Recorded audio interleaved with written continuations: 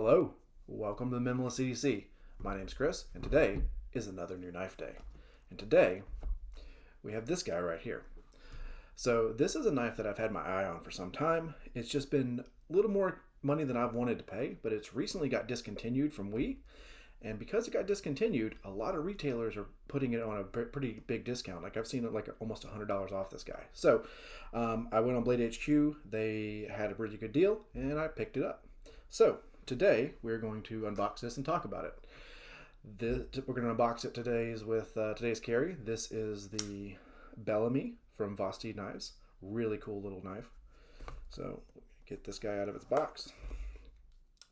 And so on previous videos, I've talked about one of the ways I collect knives is by having knives from different designers. And this is a pickup in that direction. And so we can discard our forbidden salt packet. And we have a wee pouch. And inside that wee pouch, we end up with some stickers, a cleaning cloth, and the star of the show. This is the Black Void Opus. And so this is a Justin Lundquist design. We're going to talk about some of the design philosophy here in just a few minutes, but the reason why I picked this up again is because it's a Justin Lundquist design, and I don't have one of those in my collection, and I wanted one. There's another thing that's unique to this knife that I don't have in my collection either, and we'll talk about it here in a second. So let's take a quick look at it. It is a top flipper. So we have a black background, and I apologize. So let's take a look at it. I'll try to get some contrast. This is a black stonewashed blade, 20 CV, Justin Lundquist Designs. See right here. And let's just take a look at it closed, right? So we have a top flipper. It's pretty slim and slender. And let's take a look at the centering. What is that right there? That is the other reason I wanted one of these in my collection. It's not off center. It's a chisel grind, meaning it is completely flat right here. There is no cut in on the grind. It's flat right here. And on the back side, it is a flat grind. It's not flat, it's a flat grind. So it goes from the top of the spine. There's a little bit of this right here, and then it angles into where the apex is. And on the other side, there's nothing like that. It just is flat from the top down. And it's really neat. There are some advantages to that type of cutting geometry. Some people say it is a better slicer. I honestly don't know. I've never had one before. I plan on putting it through its paces and seeing how it goes. But it is a really interesting piece. And so let's talk about some of the design philosophy with this knife. I've only seen it in pictures of it online, but I've already taken a pretty detailed look at some other people's reviews of it and looked at it online before purchasing this. So you end up with a bronzed titanium. So this is a titanium handle, or sorry, titanium scales, not really, titanium frame that has been bronzed or treated with some sort of anodizing, I imagine, from the company. And this in the middle is black G10. It's patterned to almost look like carbon fiber, which I appreciate. So it doesn't look like cheap G10. It does look like it's a carbon fiber strip in there.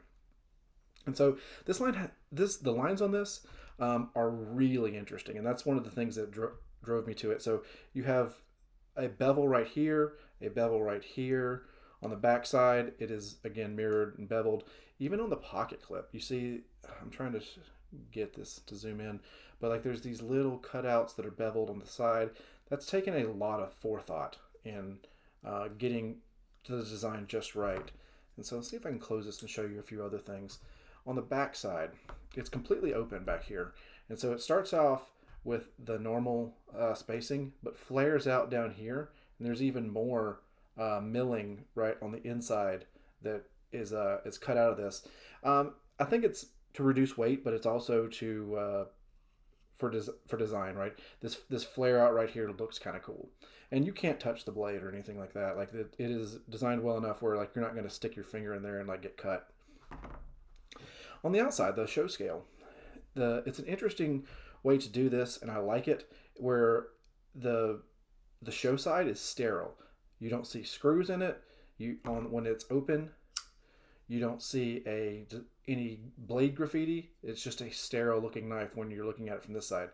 On the back side, we do have the Justin Lundquist Designs logo. We also have a pivot screw and a screw back here that holds the clip and the other parts of the handle together. I do like the 2-screw solution. You see some other high-end knife makers do that as well. Brian Nadeau does it very well. And even the pivot screw, you have little micro milling down here, a little flare out of the base, and even the screw itself is designed well. It's not just a standard screw, which I really appreciate. On the mechanism, we end up with a liner lock, and so it's a steel liner lock. It's got some jimping right here. I know some people don't like jimping on this. I personally do. Like it, I find it does give me a little more traction and grip because I don't find myself ever just pushing straight over. It's usually at an angle, like over and up, because it's just the way ergonomically the way that my thumb works. And so it pushes it over and up, and that jimping helps me grip it. If your hand works a little bit differently, or your muscles just push straight over, good on you. So we end up having really nice jimping up here on the opening mechanism. It's very grippy. So I don't think I'm going to have any trouble getting a standard opening. And then let's see, do the one knuckle. Yeah, that's pretty easy too. The detent on this is pretty light, which for this type of mechanism, you expect it to be light. You don't have a thumb stud or a flipper back here, and you don't need a really crisp, strong detent. But I like the opening mechanism.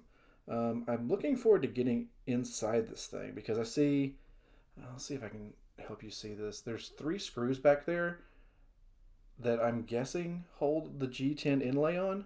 Maybe? I don't know.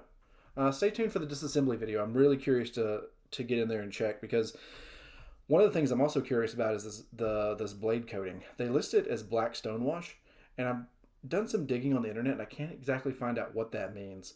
So a lot of times they will do an acid wash and then a stone wash to get the black color, and then stone wash it to get this type of pattern where it's a little roughed up.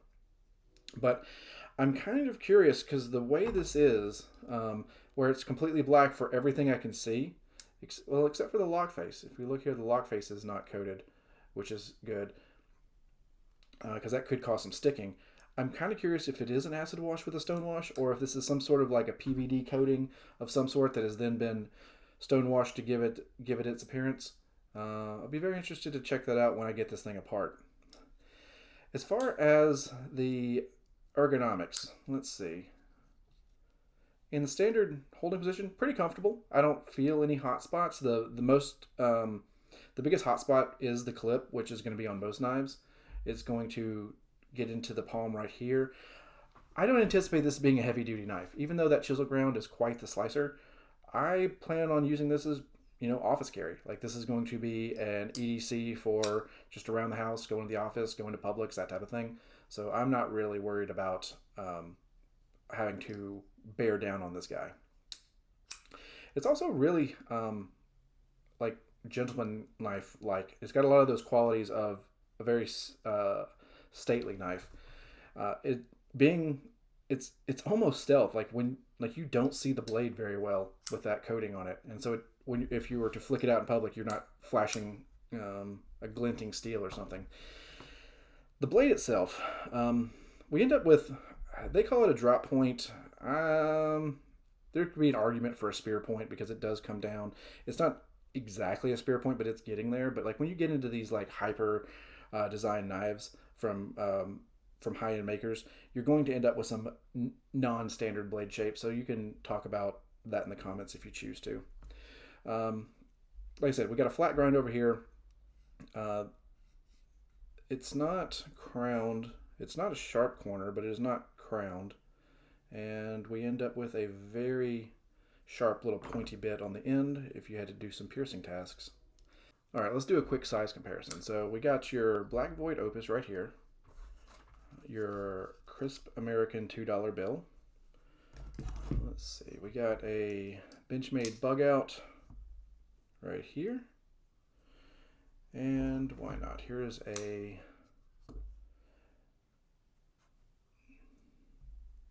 TRM Neutron 2. Yeah, Neutron 2. And because I got it sitting around, here is a Spyderco Para 3.